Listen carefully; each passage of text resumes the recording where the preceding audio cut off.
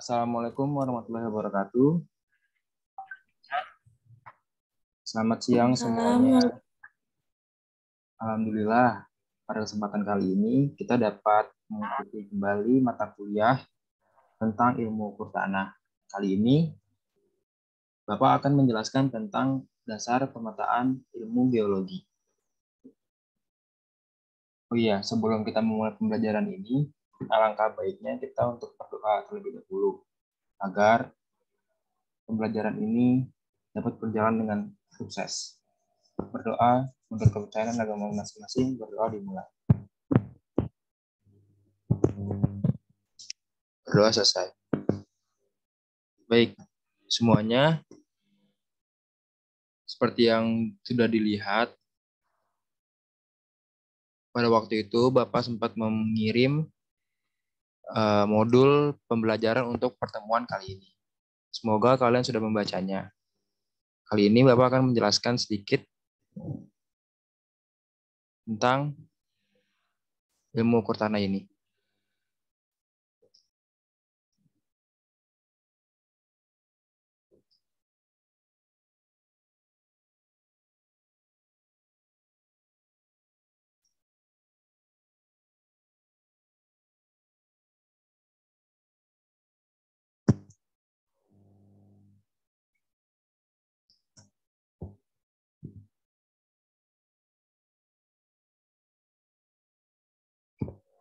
Bisa dilihat di sini konsep dasar pemetaan geologi. Pemetaan geologi merupakan suatu kegiatan pendataan informasi-informasi geologi permukaan dan menghasilkan suatu bentuk laporan berupa peta geologi yang dapat memberikan gambaran mengenai penyebaran dan susunan batuan atau lapisan batuan. Pemetaan geologi ini adalah untuk menampilkan segala macam kondisi geologi yang ada di lapangan yang bersifat 3-dimensional ke dalam peta yang bersifat 2-dimensional. Gejala geologi yang nampak di lapangan terutama adalah batuan, urutan batuan, struktur batuan, serta bangun bentang alam yang dibangun oleh batuan tersebut. Pada tahapan eksplorasi awal, pengumpulan data atau informasi singkapan dapat dilakukan menggunakan palu dan kompas geologi. Penentuan posisi melalui orientasi lapangan atau dengan cara tali kompas. Namun dalam tahapan eksplorasi lanjut sampai detail, pengamatan singkapan dapat diperluas dengan menggunakan metode-metode lain seperti uji sumur, uji parit, maupun bor tangan atau auger.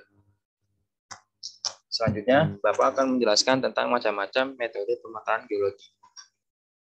Yang pertama, ada metode orientasi lapangan, di mana pengamatan ini berdasarkan orientasi terhadap sungai, gunung, bukit, dan lain-lain sebagai patokan yang mudah dikenal di lapangan, mengandalkan peta topografi dan titik pengatokan yang mudah dikenal.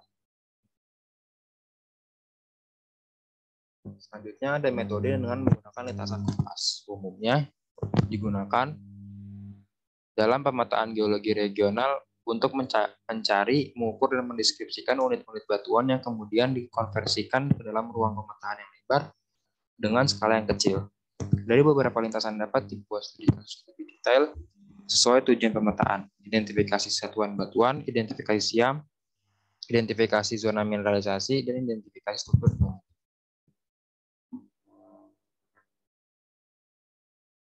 Selanjutnya ada metode pengukuran dengan pita ukur. Metode ini sama dengan yang disebut melakukan pengukuran stratigrafi terukur atau measuring section. Selain dilakukan untuk keadaan tersebut, di atas juga dilakukan untuk membuat suatu peta profil secara detail dari suatu singkapan yang menerus.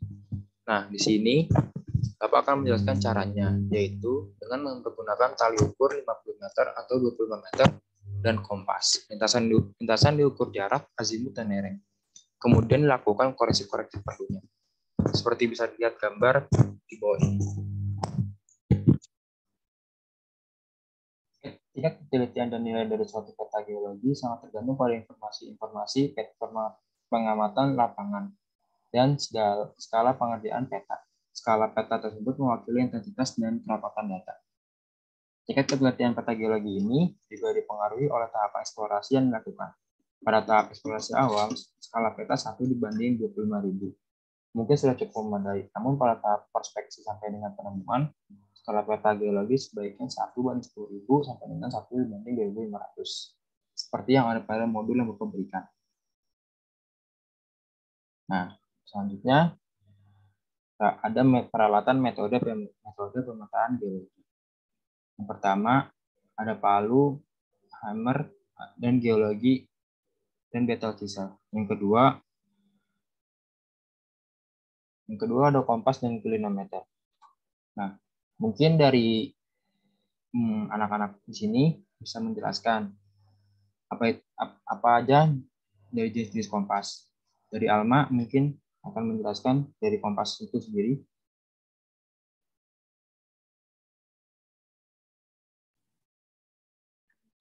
Ya, Pak. Menurut saya, kompas Finis Unto sejenis dengan kompas Swedish Ranger 15 TDCL yang dapat digunakan untuk mengukur kedudukan batuan atau strike dan dip. Itu aja, Pak, yang saya tahu. Ya, benar. Mungkin ada kompas lainnya yang bisa dijelaskan oleh Agnes.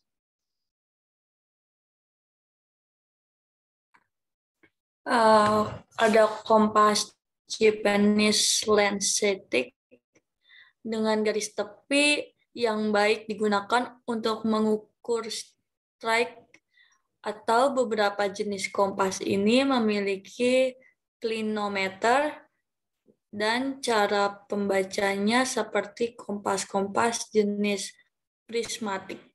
Itu, Pak. Ya, terima kasih Alma dan Agnes.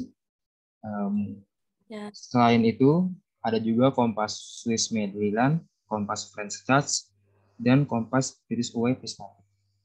Lalu ada lensa tangan, peta lokasi penelitian, notebook lapangan, peralatan GPS, peta ukur, kamera, dan kantong plastik. Masing-masing sudah lengkap penjelasannya ada di modul yang Bapak berikan. Lalu ada macam-macam peta geologi. Pemetaan geologi ini adalah suatu kerja lapangan yang memanfaatkan metode geologi lapangan untuk menghasilkan peta geologi di daerah tersebut.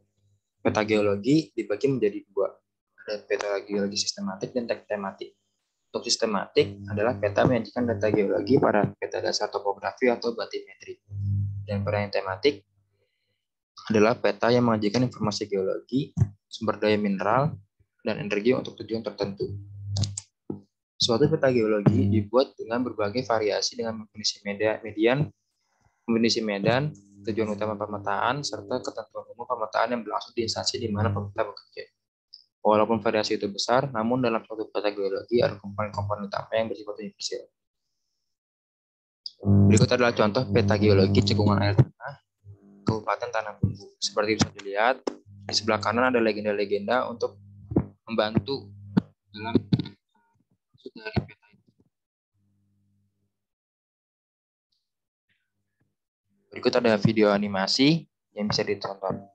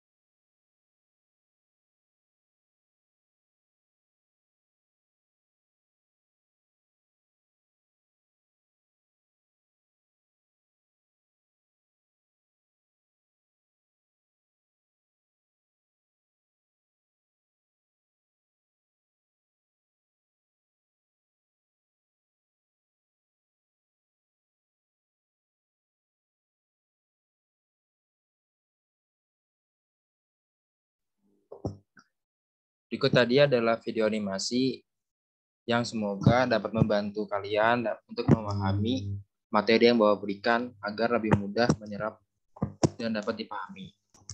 Selanjutnya, untuk minggu depan, Bapak akan mengirimkan penugasan, yaitu tentukan metode pemetaan sesuai dengan kondisi lapangan yang di sekitar kalian dan presentasikanlah hasil pengamatan kalian melalui PowerPoint yang Bapak akan kirimkan Google link GCR-nya.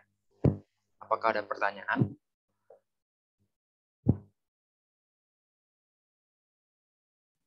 Cukup jelas, Pak. Baik, jika tidak ada pertanyaan, akan Bapak akhiri pembelajaran hari ini. Terima kasih untuk yang sudah mengikuti pembelajaran hari ini.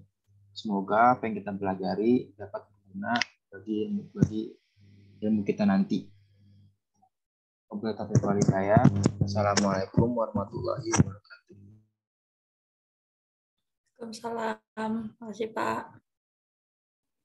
Terima kasih, Pak.